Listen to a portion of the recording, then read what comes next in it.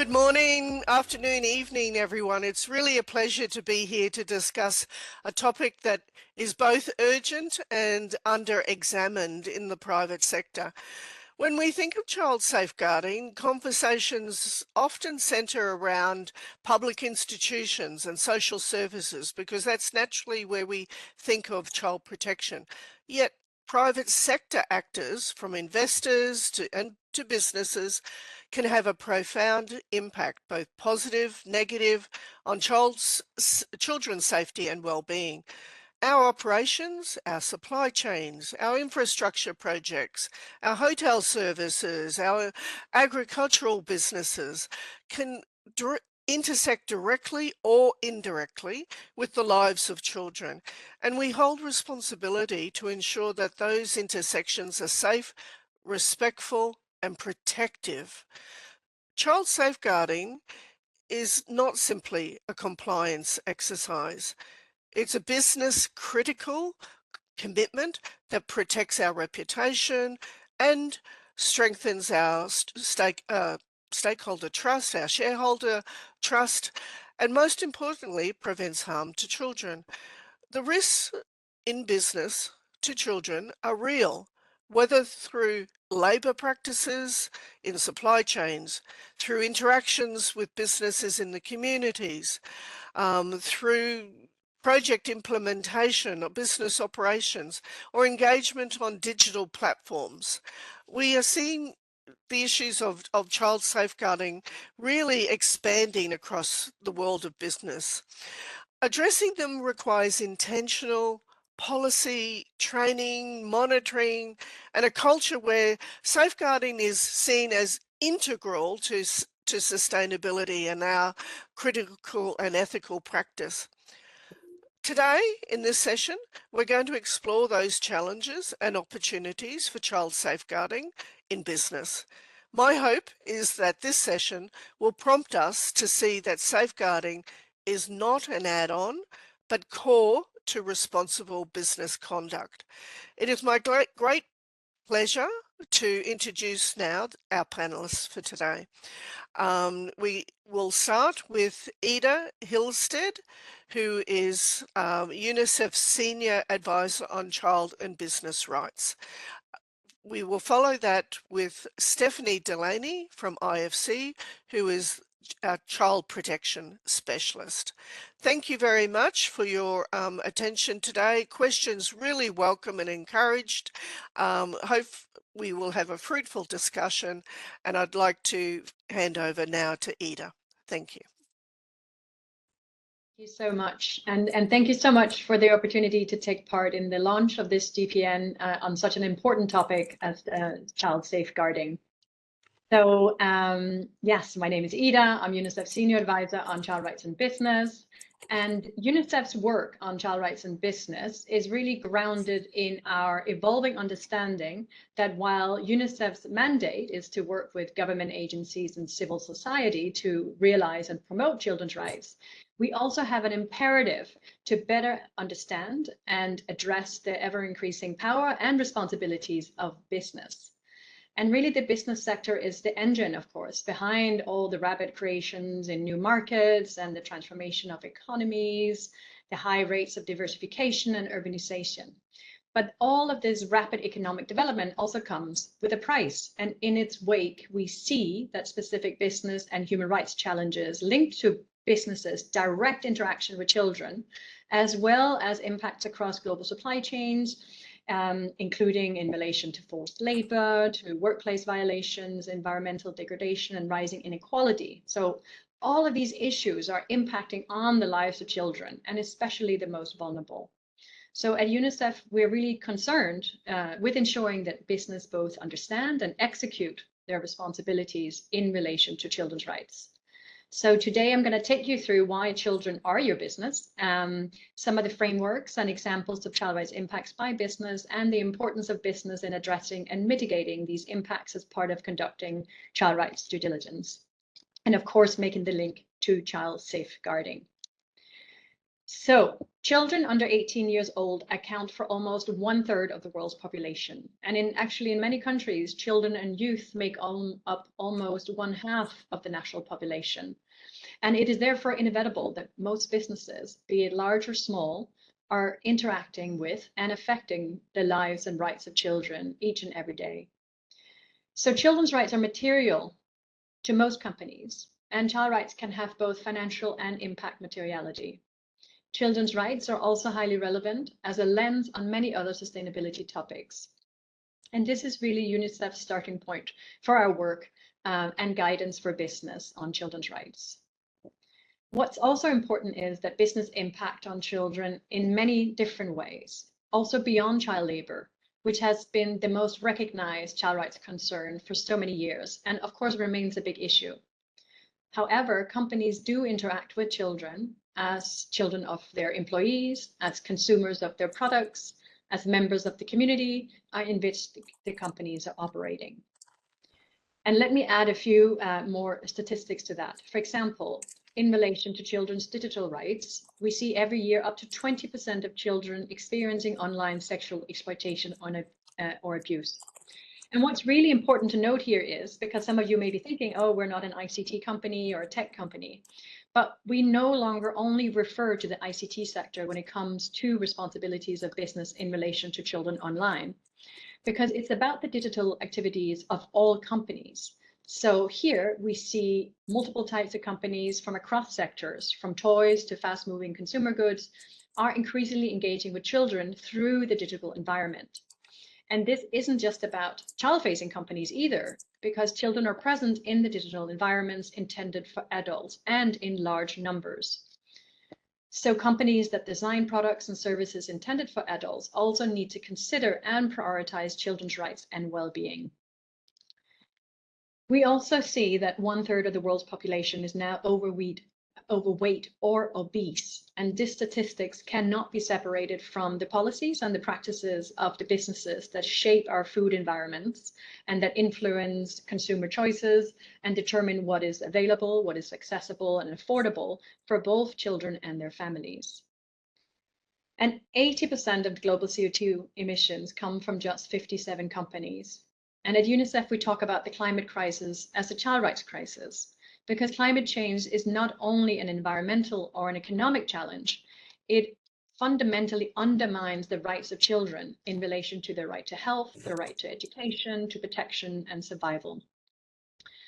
And as already mentioned, despite that we see that there's progress in tackling child labor, we still have the latest figures from UNICEF and ILO was that 138 million children are estimated to be in child labor.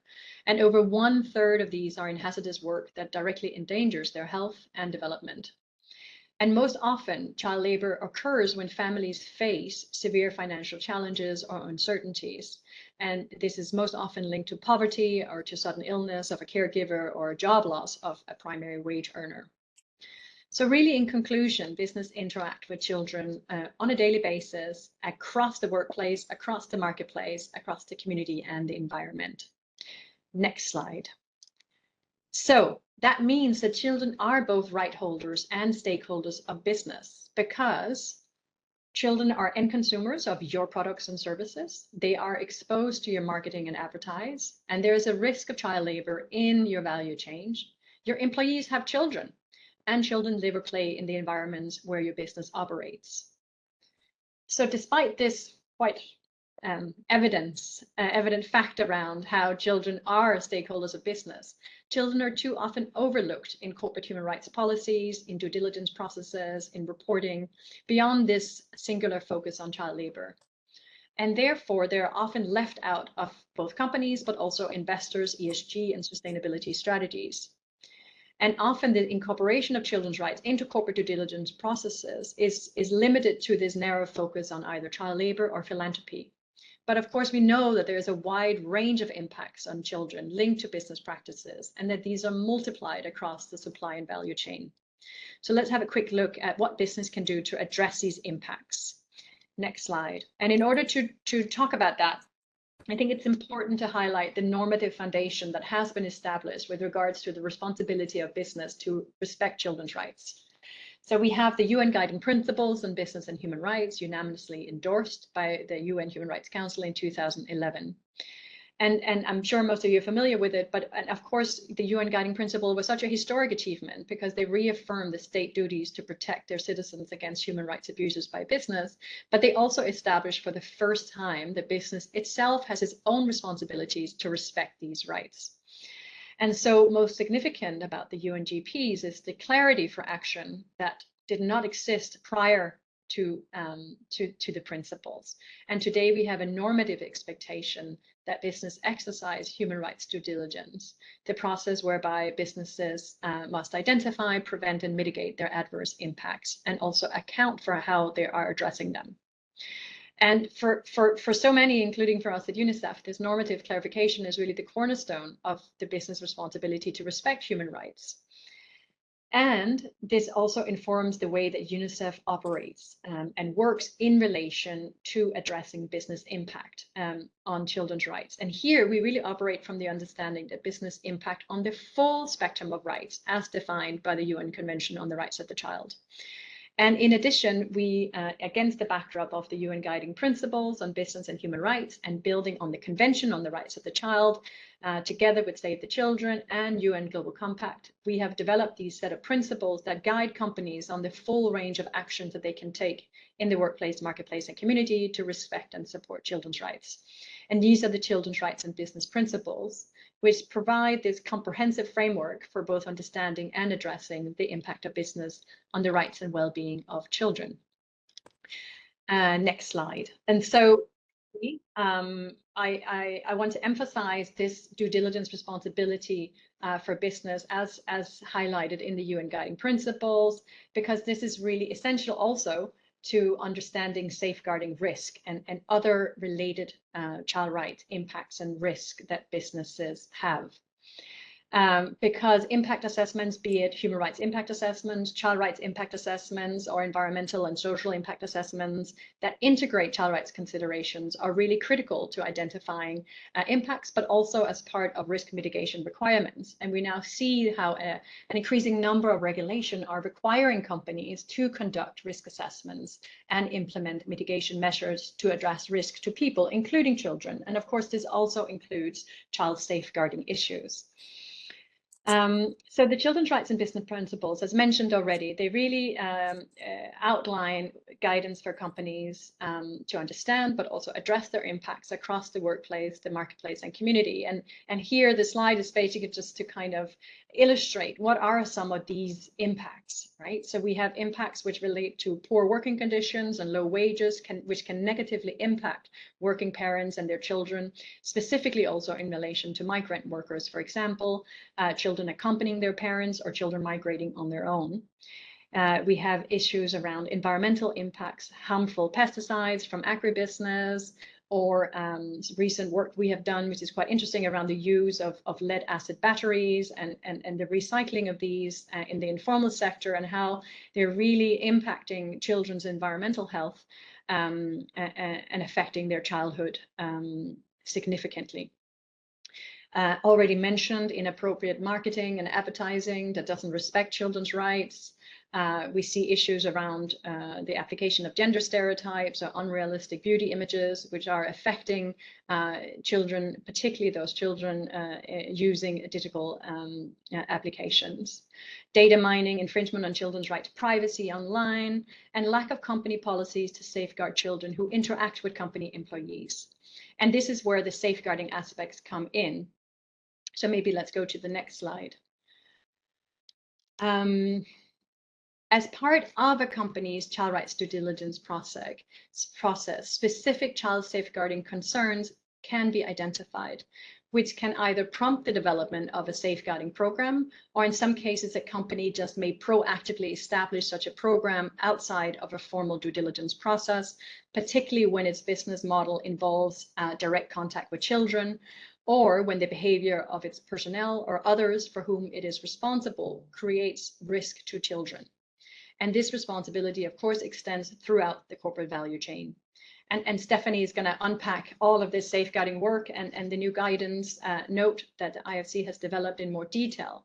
But I think it's just important to note that the safeguarding issues are directly linked to the Convention on the Rights of the Child, as well as the Children's Rights and Business Principles under Principle 4. But in the CRC, in the Convention on the Rights of the Child, it's specified as that all individuals under the age of 18, wherever they live and whatever their circumstances, have the right to be protected and nurtured and free from all forms of violence, abuse, neglect, maltreatment, and exploitation.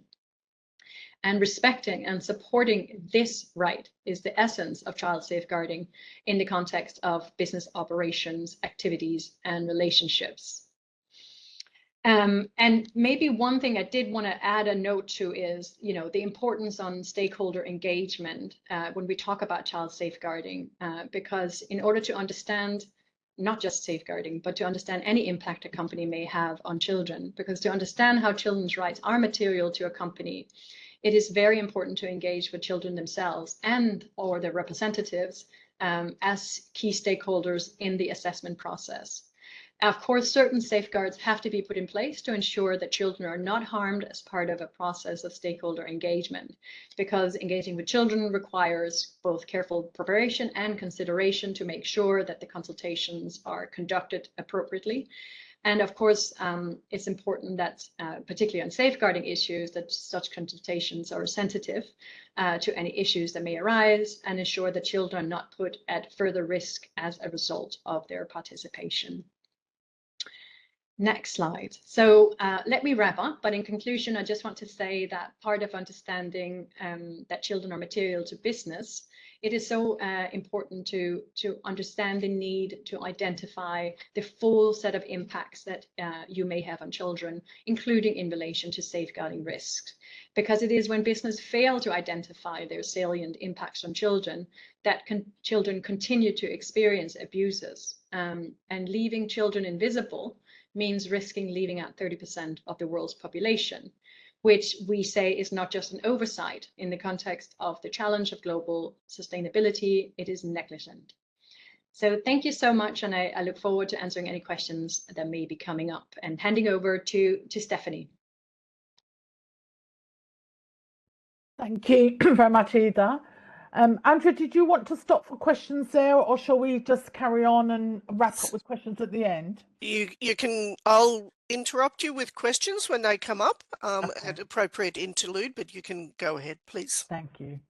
Thank you, Ida, for that really interesting presentation on child rights and how it connects to the business sector. And I think one of the things to say about, so I'm going to spend some time introducing our new good practice note, which is on addressing child safeguarding specifically in the private sector.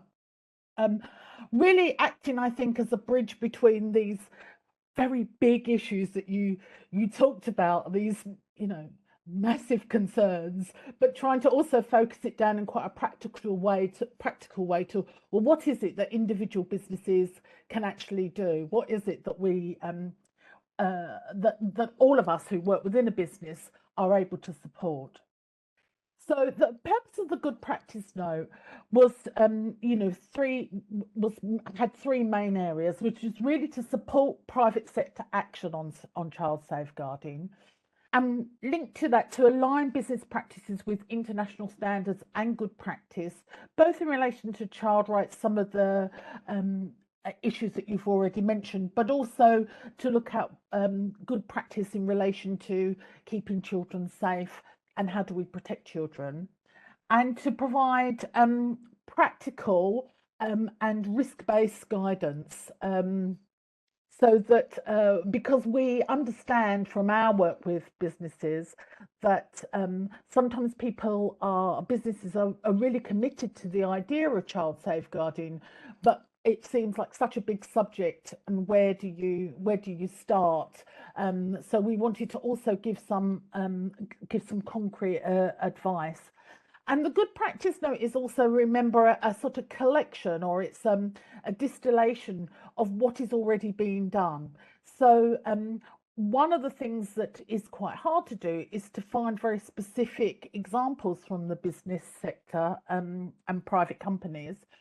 So it would also be an aspiration for us to perhaps begin to help generate or add to the evidence base, because by giving people a tool that they can then use to think about, well, how could they concretely go about implementing safeguarding within their companies.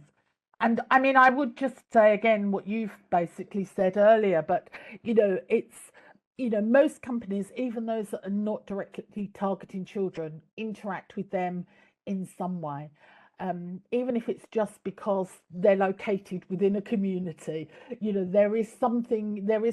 It's not just about people who are supplying goods and services directly to children or engaging with children directly, although of course there are heightened risks for children when that is the case. So, for what are we talking about when we're talking about child safeguarding in businesses? So we're saying that businesses, operations and activities make sure that they don't cause any harm to children. And for us, that includes protection from all forms of abuse and neglect. It involves considering complex manifestations of exploitation, such as trafficking, child labour.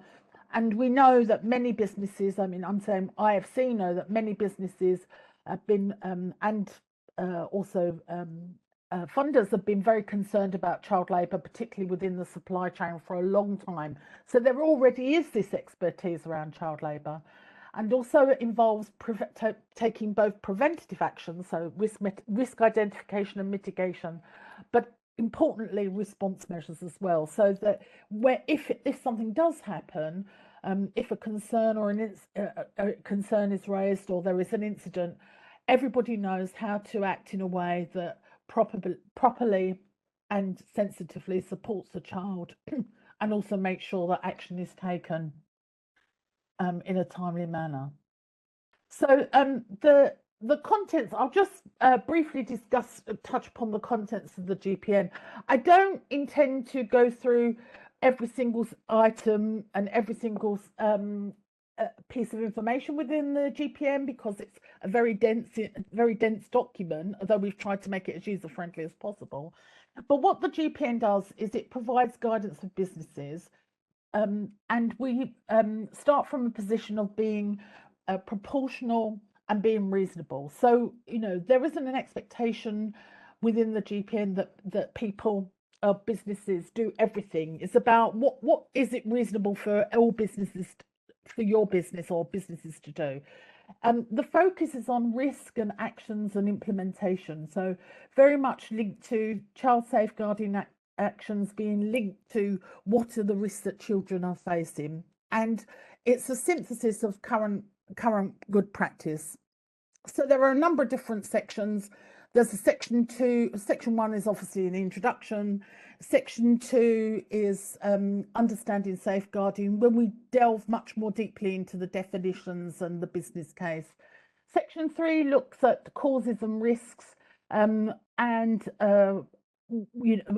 in particularly, I think it would be useful, really drills down on some of the industry sector risk factors as well. So really looking at all of the different industries and what risks may arise in particular and why those risks arise. And that then can link into section 4, what key actions can be taken by businesses to mitigate those risks. There's a section on the key action for financial institutions. What can funders and donors do to support businesses and to promote safeguarding? And then we have a range of tools and resources that can be included in the annex, which can help support any business that's using the GPN. The GPN isn't a toolkit as such. It's really this kind of guidance document, but it does contain tools that will hopefully be useful, that people will find useful, and which really give more idea about action that can be taken around specific risks So, I mentioned risk, and this is an important area of the GPN and something that we look at in depth. And really, again, that risks can arise from in all businesses, but also can arise across the whole range of activities and operations. So what the business is doing itself, and in terms of its operation and its work site, but also what the supply chain and contractors are doing. Ida mentioned, this whole idea of the involvement with the digital world and how that can connect with children, and also interactions that we may have with the community, both in terms of engagement with the community proactively, but also in terms of just them being part of the community in which a business is operating. And another area as well is something that we need to consider is around corporate social responsibility activities that a company may carry out. So not directly linked to their operations, but maybe something that they're doing in addition to their operations. So we often see, for example, that businesses may establish a local school, or may provide childcare, or may run activities for local children, all as part of the community cohesion and as part of contribution to communities. So those also need to be done in ways that keep children safe. And context and sector risks really matter. So risks vary significantly by industry and by the sector. And in addition to that, the operating environment shapes exposure and vulnerability. So if we think about, the difference perhaps between like an urban area and a rural area, might be quite different in terms of how that operating environment impacts on children's safety. With the urban area, you may have more issues around, density and anonymity. In rural areas, it may be more issues around poverty and isolation or limited services and support. And so a one-size-fits-all approach tends to be less effective, because if you can, at one level, it would be good if every business could consider every risk.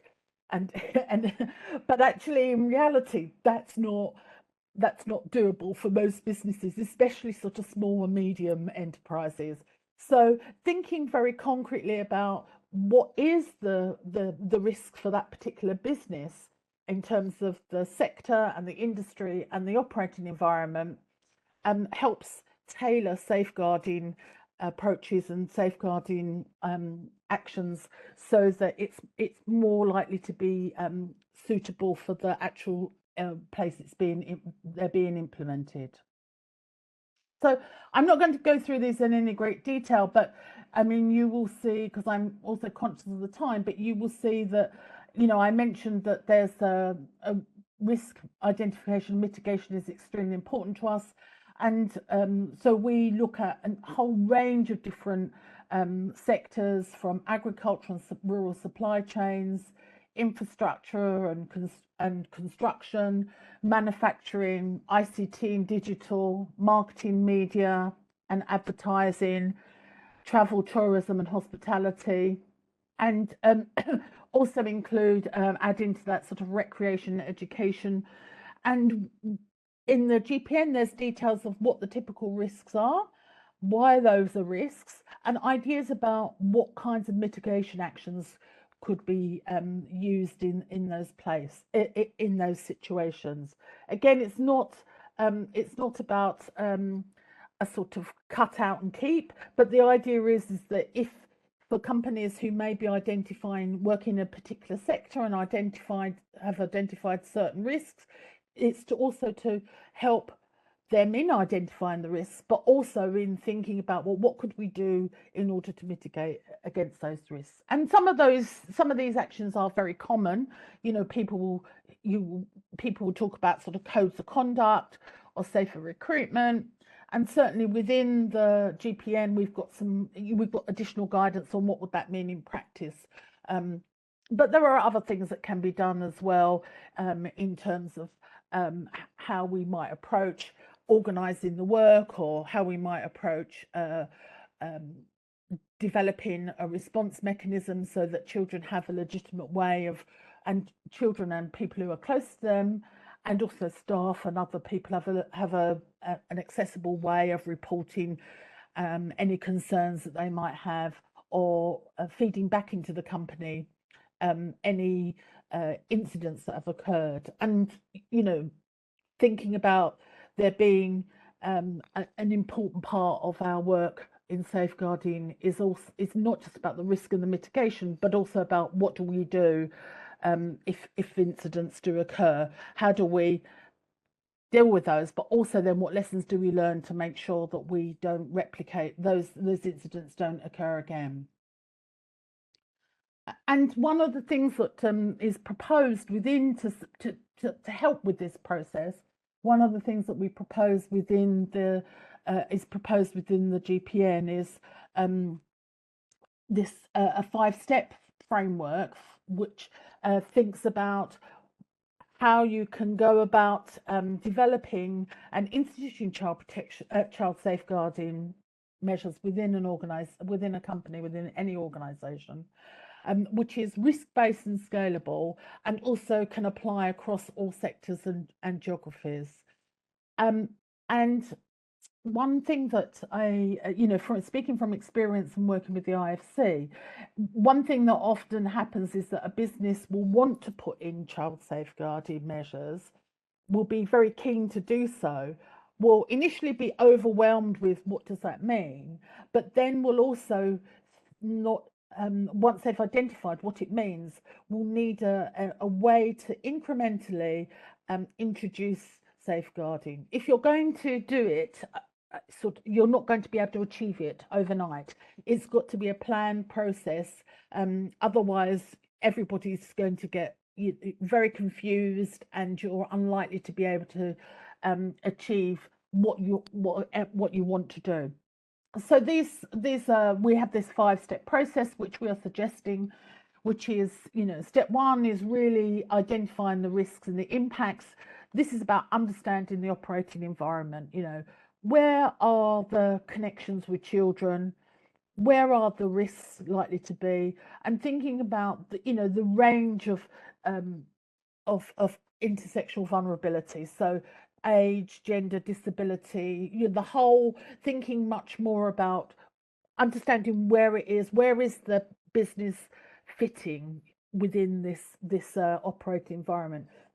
If you're going to be running, if you're running a school, or if that's what you're doing, your business is providing is a hotel and is providing activities for children, there's a different level of risk there than if your business is a manufacturing environment, a manufacturer or a garment maker. There's different points of connection with children, so that's an important thing to say.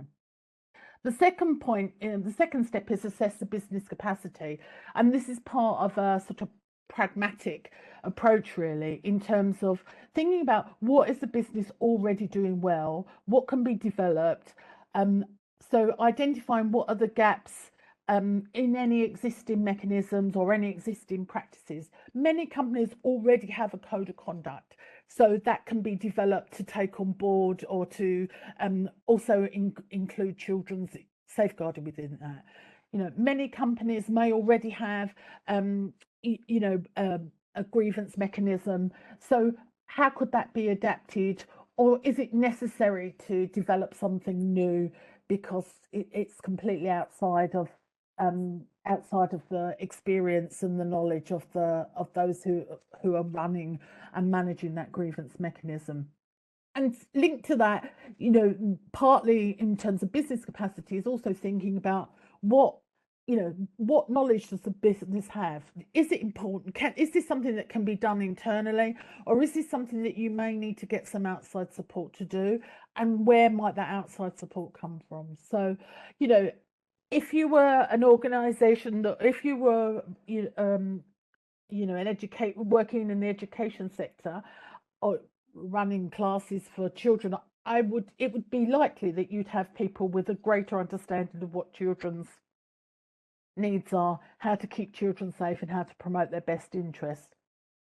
If you were, working in agriculture, that may not be something that you have. But I also want to in relation to this, connect again to the idea of child labour, which is something that we know that particularly IFC has been very concerned with for a long time, and we know many of the other MDBs and funders have as well. And so there might also be things that have been developed around child labour, which could be extended to embrace safeguarding more generally. And step 3 then is an in-depth assessment. This is really much more about where there's very high risk activities and sectors. So and really, if there is a need for this step 3, it's probably triggered more by the actual activities or the locations or the sectors. And here it's particularly important to make sure that children and communities are included in identification of risks and also mitigation strategies. And then and it's especially important when doing that, of course, to think about ethical approaches, so that even when we're working with children or we're consulting with children, we're making sure that that's done in a way that keeps children safe. Step 4 is kind of like the biggest bit, as it were. That's about the identity of an implementation of both prevention and response mechanisms. So that's really, how do you take the information from steps 1, 2, and 3? How do you make that come alive so that it is protecting children? So that's around the range of actions that you could be taking, could include code of conduct, training, awareness raising in the community. Very much depends on the risk and the time and the sector. And then step 5 is around monitoring and learning and improving. So how can we learn from what we're doing? How can we know that what we're doing is working? How can we improve what we're doing to increase the protection to children? But also, how can we incrementally improve what we're doing to protect children?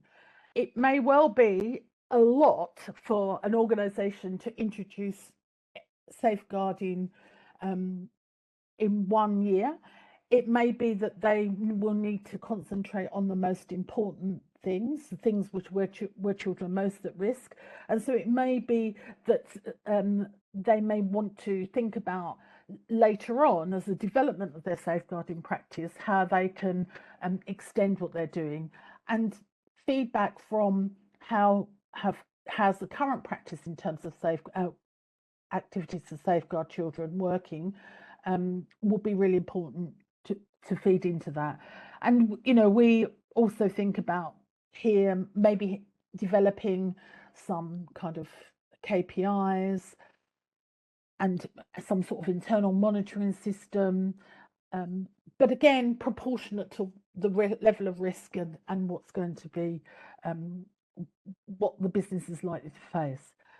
I was working with a company recently, and they have they've decided that they want to take on, they've always been very clear on no child labour.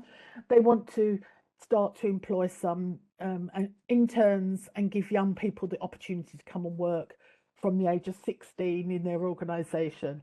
So they're thinking about, well, how can they do that? How can they do it safely? And in fact, in terms of this 5-step action framework, it was very, very easy for them because they already had a lot of things in place. Now they're doing their first rounds of their engagement with young interns, and they're hoping and they've put in place a strategy that they'll do debriefing with the children at the end of the process, so that can feed in. So that's how they're thinking about how can they monitor. So monitoring again might look different in different places. Just a couple more slides from me, and then I hand back to Andrea. So what this means for banks and investors, I mean, banks and investors are really important in terms of supporting businesses, and whilst the GPN is looking at the business sector and has got a lot of actions for businesses, it also considers what banks and investors can do. And it's obvious really, clear expectations for the clients, to put stronger due diligence measures, particularly in relation to child safeguarding, and integrate it into any kind of standards or monitoring systems, and to improve the kind of portfolio risk management. So how do banks and investors, what do they do in terms of when they're thinking about investment decisions that may support safeguarding of children? And of course, banks and investors also have to think about what do they do in their own activities. So when they're visiting clients, if they do their own corporate social responsibility, there's a role for safeguarding there. So just to finalise, I invite sort of Idra, she wants to chip in here as well. Safeguarding is a material business issue. Strong systems protect children and the business value. And it's really important to understand that the context, because it really matters, and it's critical to risk to prevention of safeguarding concerns and incidents. We believe, or the GPN promotes that, making safeguards proportionate to risk. So thinking about what is the risk and acting there. And I guess sort of one of our main takeaway messages is that though it seems very big, safeguarding risks are manageable, and that there are practical and scalable actions available. We've articulated those in the GPN. Also, UNICEF have a toolkit on child safeguarding, which talks about sort of some concrete steps as well. And that banks and investors play a critical role in making children, or keeping children safe, I should say. I think that's it for us. So thank you, and back to Andrea. And I've just put... Thank you very much, Steffi and Ida. Couple of questions to either of you, whoever would like to answer is fine. Is the private sector truly ready to take responsibility for child safeguarding, or is it still seen as someone else's job? What has been your experience with businesses? Do you want to go, Ida? We've probably got similar but different experiences. Sure. I mean, I don't think they're truly ready, because I think it's an ongoing process, and I think there's an ongoing process that all companies have to go through. It's not, and as you, Andrea, as you already said, as Stephanie, as you already said, it's not a one model that fits all. So it's also something where you have to find the model that fits for the company. But I think in terms of starting the process of identifying and assessing risk and impacts, that's something anyone can do. Even a small company can start that process, including the process of mapping out direct and indirect contact points with children. It's not a big exercise. It's something that anyone can do, either if it's a small company with a flip chart and start doing this, or if it's a larger company, to bring in representatives from each of the different functions to start mapping it out. But it's very doable. But are they ready? I think what we see is also that legislation is going to keep drive this more and more. So I do think that it is inevitable that it will happen, and that it's better to be at the forefront of it. So over. I think my experience is similar but slightly different.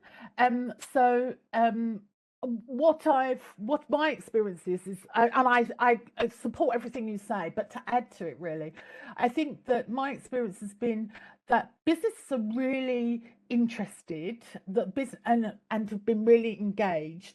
They've just kind of been a bit stuck as to where to start sometimes, and it feels really big, and particularly when you hear, all of the challenges and how many children have been abused and how many, it's really very big.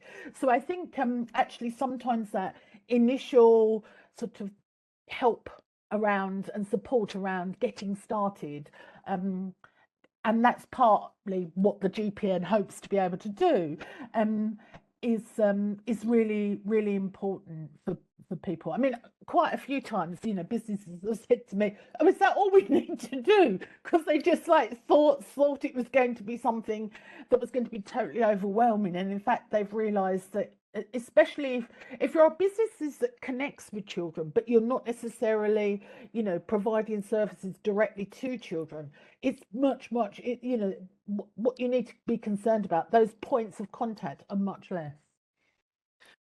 Could you give us some real world examples without naming companies? Okay, yeah. So I can think about a one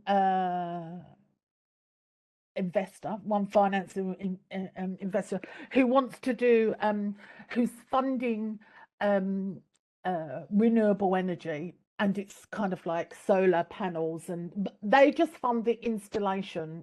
So people go in, they install, and they leave. And it's fixed, you know, they're there for a short period of time in kind of remote rural areas. I'm not going to mention the region, but you know, you can guess it's solar panels, rural. And one of the things that because they've been interested in human rights, they were wanting to think about child safeguarding, but actually thought, this is going to be so big, we're not going to be able to manage this, and what can we do, and how will we be able to assess people? And so in fact, going through the sort of the first step, thinking about mapping those areas, actually helped them to then develop some really simple questions that they could include as part of their due diligence. They've also put conditions in their subcontractors' supply contracts, so that you know, making it very explicit. They're providing some training for their staff that go out and do site visits, so that they know monitoring visits, so that they know what to look for, or what should be concerning for them. So they're sort of doing a sort of a range of, and they've adapted their code of conduct as well to reflect that. So they're sort of doing a range of different activities, but it's not going to be anything enormous for them, because you know, their risks, their pinch points with children is relatively small.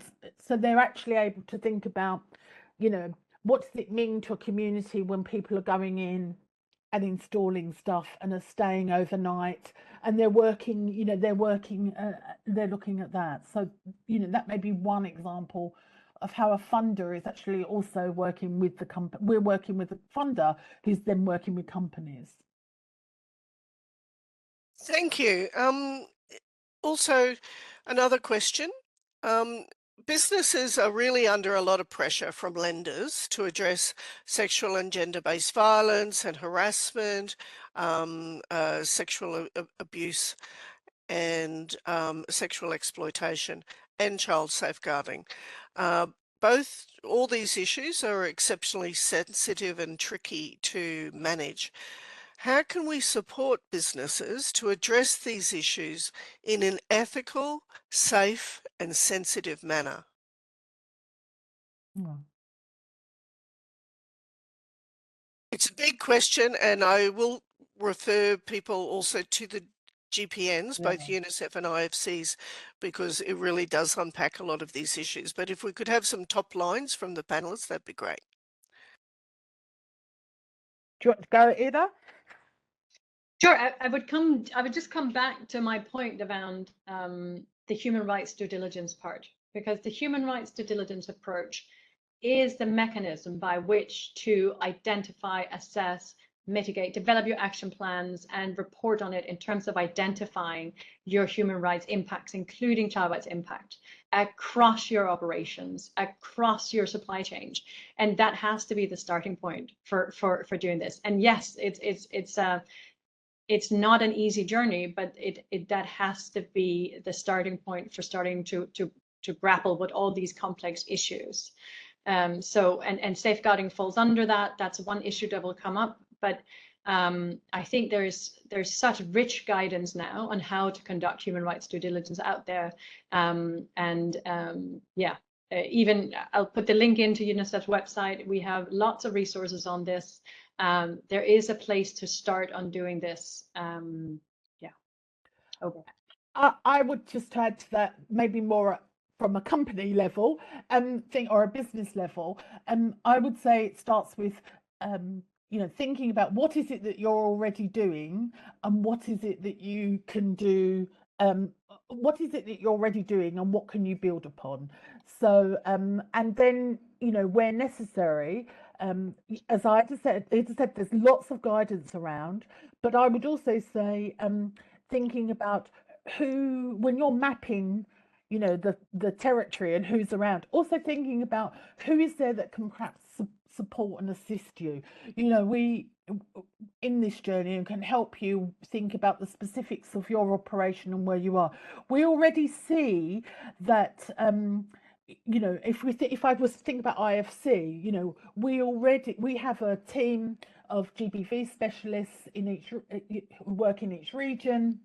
I'm part of the same team. Andrew is the global lead for that, who can actually help people look at or can give people advice and guidance so that it is ethical and safe and appropriate with whatever responses are put in place. And kind of linked to that, there are also other organisations as well, some of whom, are going to be able to give very tailored and specific advice to the local context. Thank you. And I guess there is a lot of guidance, and it might also be overwhelming for people. I wonder if, and one of the questions is around this, we're trying to say that it's not to be overwhelmed with doing risk assessment, not to be overwhelmed with child safeguarding. It can be in proportion to the risks associated with and the exposure to children of the business. Are there any readily available guides on, questionnaires, like a risk assessment for child safeguarding, the questions that you need to ask as a business? Is there any ready how-to guides? Yeah, well, I mean, we've got some of those materials as included as annexes at the GPN. You've also got UNICEF's Safeguarding Toolkit, which has got some of that information. There's also, the Keeping Children Safe Coalition that has come up with all kinds of checklists and things that people can use. Then there's very sector-specific things. So if you look at, for example, travel and tourism, there is the Code, which is a particular organisation, not an organisation, a network, which is actually helping to do that. And they've gone one step further because they not only produce, they also produce materials for use within travel and tourism as well, very specifically focused on travel and tourism, and they understand the sector. And all of those references are actually included in the GPN. So there is space. What I probably wouldn't suggest people do, if I'm honest, is kind of go on and do a general website, child safeguarding, because you'll get like a mass of things. I think it's probably better to sort of think of one or two sort of starting points, like the GPN, like maybe the UNICEF toolkit, maybe, or maybe one of the, and then to look at the references from there and think what would be most helpful. So I suggest turning the tap on slowly rather than jumping in the swimming pool, because I think when my experience is people get very confused and lost because they've almost gone online and googled child safeguarding and 15 million results come back, and you've got things from the UK or from Australia or from France, and you're thinking, well, that doesn't work for me because I'm sitting in Egypt or I'm sitting in Colombia. So it might be better to look at some of these bigger things. And maybe if I can... And a reminder that to be pointed to the annexes in the good practice note, because it actually does have the practical tip sheets, practical checklists and things like that that people can refer to. Sorry, Ida. No, I was just going to add the same thing. So both the DPN and UNICEF's toolkit has models, interview questions, examples of scenarios that you would use as part of if you want to do a general awareness training session within your company. So all of these templates are part of the annexes of both of these DPN and the UNICEF toolkit. So please look at them. I think you will find a lot of really rich resources there that can be picked up, and also to add that we have training modules coming out. So we're just updating our Child Safeguarding Toolkit for Business from 2018. It's being updated for 2026, also to reflect, what's happened over the last, 8 years. So there's updated templates in that one as well, and it will also include interactive features and training modules that can be used if people should be interested in kind of learning more about child safeguarding and how to apply it. So yeah, please encourage you to visit our website, and I put the links in as well. Thank you. I think also, just to add to that, I would also suggest for businesses that you look at the materials which have been produced for businesses in the private sector, because it is quite, I mean, when we talk about safeguarding, it's the same, but it really takes on board, particularly the GPN, well, not particularly, but the GPN does take on board, the challenges of being a business. So it does look at, the leadership that's important, the kind of context within the organization that needs to be established. So more general guidance on safeguarding, which is about public sector, may be unhelpful, just because it may seem really not doable. Thank you. Another question here is on large infrastructure projects.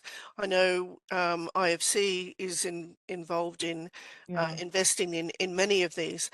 And what have been the key child risks you've seen in large infrastructure projects, especially during the large worker influx upfront stage?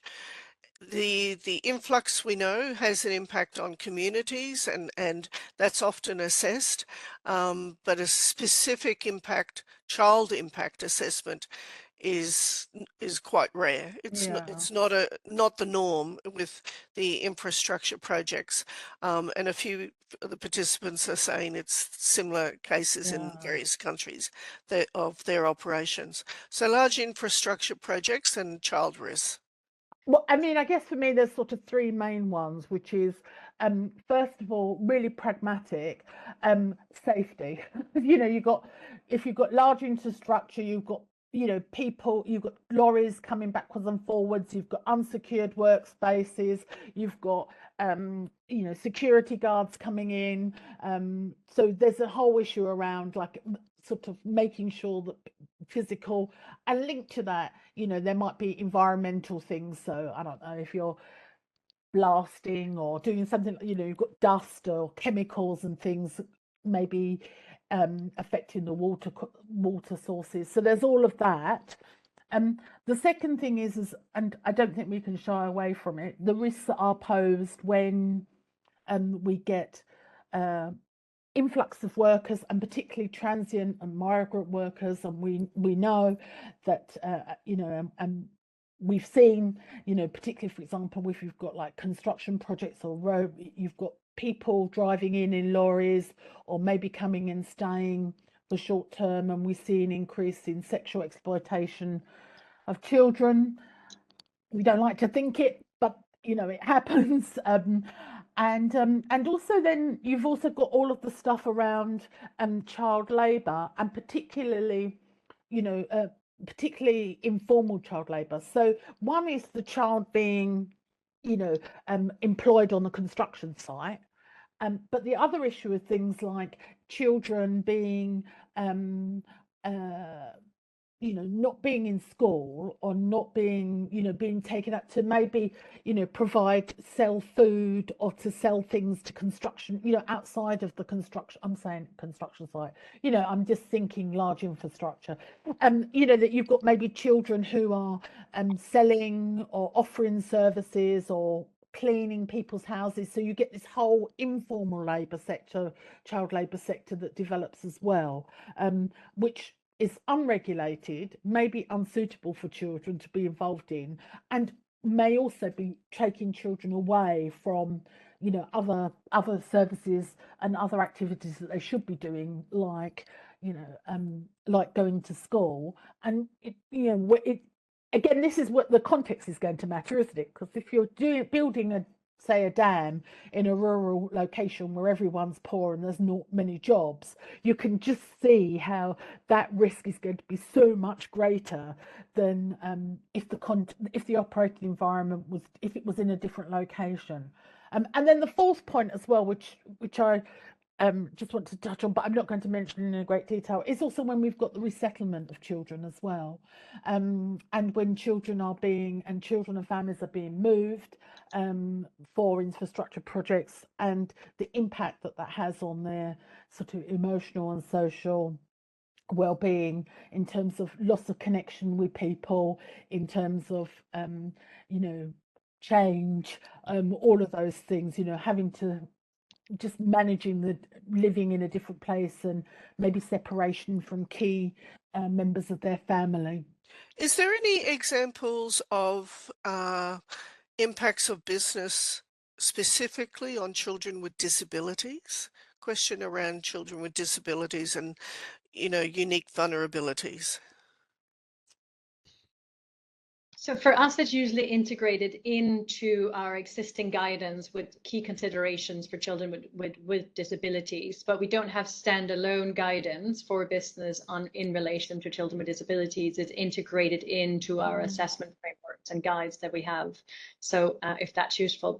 But also, if you allow me, I just wanted to say, I thought that question on infrastructure was so important, because actually that was what started all of UNICEF's safeguarding work for business back in 2013-14, because a big mining company reached out to us because they were facing exactly these risks as part of the infrastructure part of setting up their mining operations in Madagascar, and had seen that the large male influx of male migrant workers had created a huge issue around child sexual exploitation of children in the surrounding communities.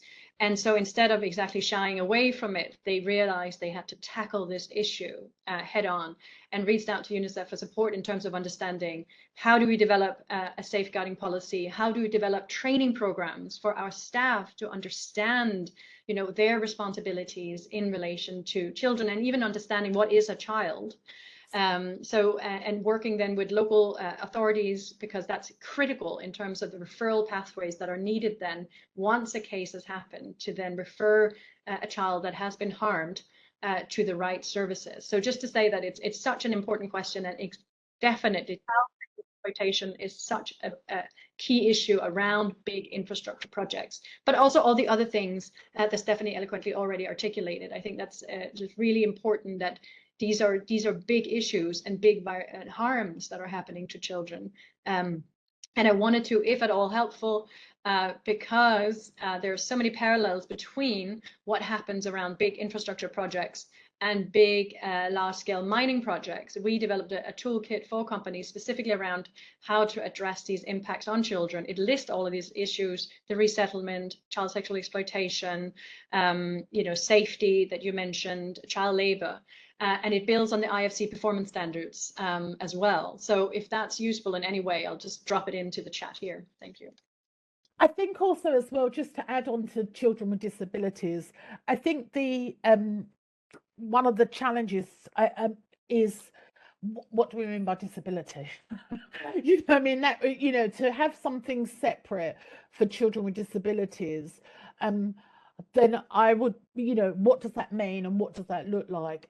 Because, you know, are we talking about children with cognitive impairment? Are we talking about children with physical disabilities? I mean, it's such a wide range that I think that's why most, I mean, I know there are a couple of organisations that do work specifically with children who have disabilities, but even they will do separate things, you know, for children, for example, who are blind or have got vision impairment. You know, they have to have so many disaggregated approaches as well. So it's I can't think of anything specific for children.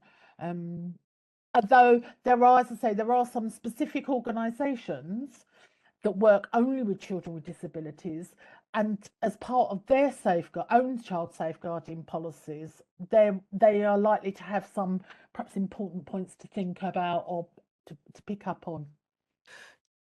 And I want to ask the question about grievance mechanisms and child-friendly or child-sensitive.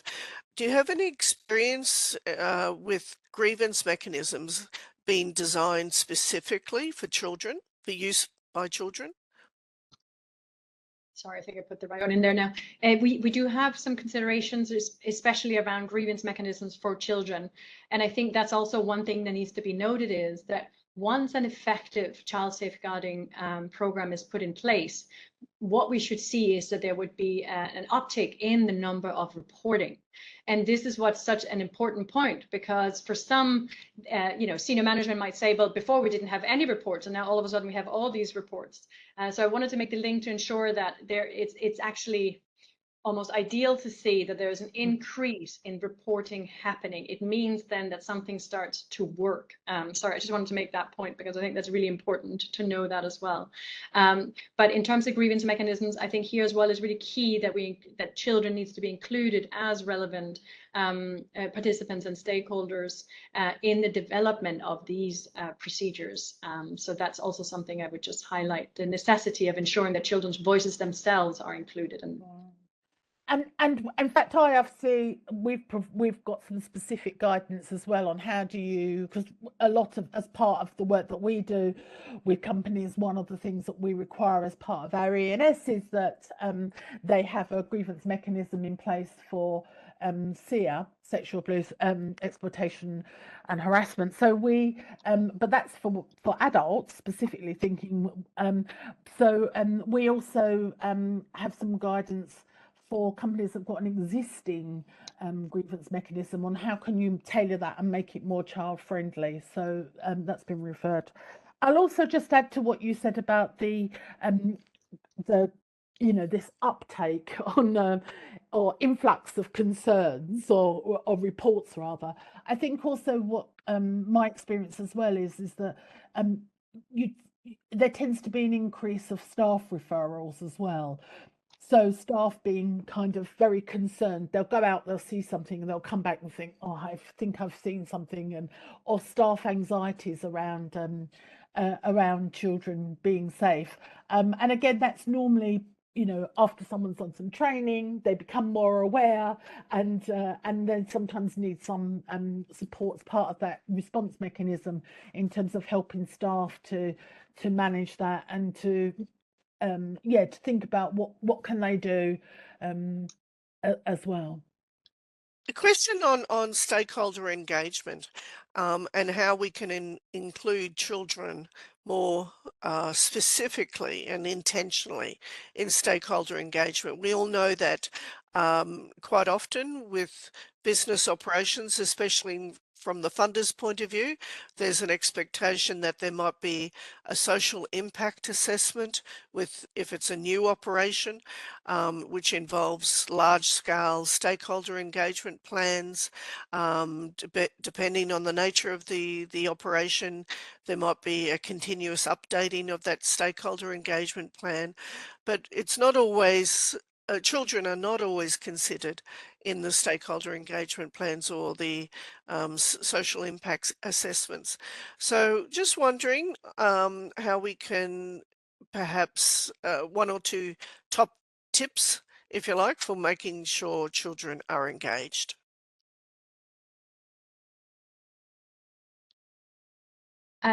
Do you want me to come in here? Yeah, so really that's a great question, Happy, very relevant to answer to that, because I also put it in the chat already. So we have developed a specific guide for how to engage children or their representatives as stakeholders as part of sustainability strategies, business projects, and so forth. And really that guidance is first to help you determine is it relevant and appropriate for you to engage children directly? And I think this is really where to make sure that this is done ethically, it's done with the appropriate safeguards for children in place, and it provides all of the guidance for how to do that and how to determine when is it the right moment to engage children directly, or when is it better to engage those who represent them. But also because there are so many considerations around ensuring that it doesn't just become a tick the box exercise, but a genuine attempt to actually listen to children's perspectives and understand their lived realities. And I think that that's critical. That's something we often hear about. Children do not want to be part of a tick the box exercise. They want to feel that they're then meaningfully contributing to a process, which then of course require feedback to them as part of how has their input been part of shaping or changing something. And I think that's something I would really say. And also, I mean, there are so many organizations out there that can be hired to help you facilitate child participation in a meaningful way. So just also wanted to flag that there's plenty of child rights organizations out there who would be able to support that process. I think I'd add to what I just said, not wanting to undermine or take away from what she says. I mean, there's a great proverb, isn't it, that the shoe pinches the foot that wears it. That if we want to understand what are risks to children, then we need to also involve children in that, because often they will think about or be able to tell us or point out risks that we may have overlooked, and importantly tell us about what mitigation strategies are more likely to work for them. But one thing I think is also really important is that we also have to think about what is it that a business can do. And so I think thinking carefully about when should you be involving children and how should you be involving children, and what limits are you going to put on that, so that you are really listening, including children, but you also may understand that you may not have the possibility to do this at this moment in time. If we think about that 5-step process, for example, it may be for a business, the 5-step action framework, it may be for a business that's just starting out.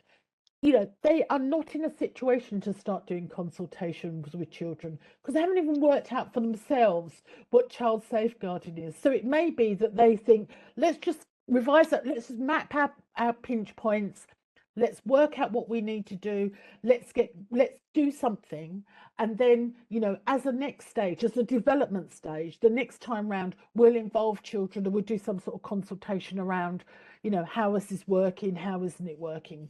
I think it's just as sort of dangerous to involve children in the wrong way when it's not ethical and it's not appropriate, as it is not to involve children as well. And I'd also like to say, in a very small way, I think businesses need to think about, if they're working with suppliers, if they're visiting suppliers, if they're involved in corporate social responsibility, think then about, well, how are those people interacting with children, because that's the start of thinking about how do you involve children as well. Is there any such thing as a high risk industry, or an industry that would be a higher risk to children? If so, what would be those examples? I mean, potentially all of them. Depends what you're doing, isn't it? I think maybe some of what we've seen in UNICEF is that there are some safeguarding risks that seem to pop up, particularly in relation to, it's already mentioned, big infrastructure projects, big mining projects, but also then tourism, travel and tourism, big issues coming up there. But then again, coming back, there was a question around, what happens when migrant workers move and they also bring their own children. We see that around construction sites, children who are then accompanying their parents and living on construction sites where there's huge safeguarding issues. So it does really cut across a lot of industries, but and not to mention the whole aspect around children's rights in the digital environment that I mentioned as part of my presentation, which really now isn't just linked to the ICT sector, but to every single business that has an online presence and interact with their consumers or clients online. So it's almost impossible to say that there is there's only one sector that is particularly at risk, but we do see, and you will see that in our publications as well, we do mention specific sectors where we've seen a prevalence of child safeguarding issue. I think also to add, it's about the number of children and it's about so it's also about the number of children as well, you know, and about the supervision or the remoteness. So if I were to think of things like the agriculture, for example, you know, that may be an area where, you know, it's very difficult to supervise. A lot of the activities are very unregulated, you know, and it's very different. You know, we might see in those kinds of sectors, well, we do see a lot of things like child labour, but linked to that, we also then see other forms of harms and abuse as well, which are as a part of or in addition to sort of child labour. We're coming to the end, and I'd like to ask each of the panelists this question. So we know that a lot of businesses are operating in very tough commercial environments. We know that, you know, sometimes the profit margins can be very slim. And particularly the businesses that we deal with in the developing context and emerging markets are particularly faced with a lot of contextual risk challenges. Countries that have perhaps legislation that is not very advanced, maybe have operating in fragile situations. Anything can happen. So tough environments, if you like. If you had a CEO in front of you, what is one sentence or two that you could use or say to them to convince them that child safeguarding is really business critical for them? Putting you on the spot here, but there you are. Well, I mean, I'd use two tactics. One would be a persuasive one, and appeal to their better nature in terms of asking them to reflect upon themselves or a child, as a child, or, you know, a child within their family, and to think about, you know, what sorts of responsibilities do they think a business has to them. I mean, it's the one thing we all have. It's, you know, one of the things about being a child is we all have experience of being a child, so we can all relate to that. So that would be the one thing that I would think about is, you know, if you were a child and this business was in your community, what do you think it would be right for the business to doing, or if this, you know, or if it was your, so that would be my appeal to their heart, as it were. And if I was to appeal to their minds, I would be talking to them about, you know, the danger of not doing safeguarding and there being some sort of incident. And, you know, we've seen that with big companies and with small companies in terms of particularly reputational risk and the damage that can have on a business. Also on things like, you know, something happens and you end up getting involved in legal disputes with people, more costs. So I'd be sort of pointing out the not why should you, well, on the one hand it's why you should do it, and the other side for me is why shouldn't you do it. And you know, that would be my thing really. Businesses can't afford not to do safeguarding, but this is when we come down to, you know, think about what it is you're doing, do something that's reasonable and proportional to the risks that your business exposes children to. You don't have to do everything. You don't have to solve, you know, all of the problems in the country or the town. Just think about what can you contribute. Anything to add, Ida? I think it's very linked, but I think that the point is exactly it only takes an incident, yeah, for people, for business to understand what the risks are, but that's not good enough, right? Because then that means a child has already been harmed, a child has already been abused or exploited, and your business brand or your business reputation has already suffered. So what you want to do is you want to get ahead of that. You want to prevent that incident from happening. So that would be my, you know, you can't address it after. You have to address it through prevention. Thank you very much. I really want to firstly thank all the participants today for your for being here, but also for your commitment and your interest in child safeguarding. This is probably a relatively new area for many of you, if not all of you. We've already heard that there are a lot of resources. I know that can also be overwhelming.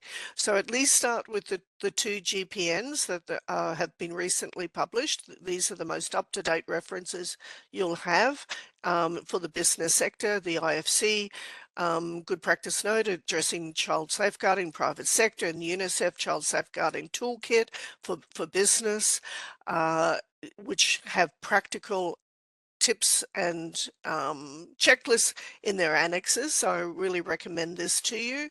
But our takeaway, I think, is that we have to start somewhere. Yeah. It's not something that is going to go away. It is relevant to business. Businesses really do have a bigger indirect or direct relationship with children than often is realized, and it takes some risk assessment to assess that, to analyze that for each business, but you must start somewhere. And we're trying to say that there is help available in terms of guidance. Also, a lot of technical expertise is available to help guide businesses in this area, and we really want to promote that you take advantage of that. Any questions that follow up from this, please don't hesitate to contact us.